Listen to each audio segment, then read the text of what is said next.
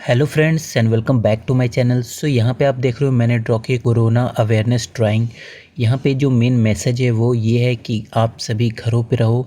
सो यहाँ पे आप देख सकते हो जो कोरोना वायरस है वो अट्रैक्ट कर रहा है, जिस तरह से मैग्नेट अपनी तरफ अट्रैक्ट करती है किसी को। तो जो भी लोग बाहर जा रहे हैं उसे इस तरह से अट्रैक्ट कर रही है कोरोना वायरस। और जो घर पे वो कह रहे हैं स्टे एट होम।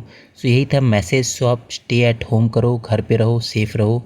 और वीडियो अच्छी लगे तो वीडियो को लाइक कर दे और ऐसी और वीडियोज़ के लिए चैनल को सब्सक्राइब कर दे।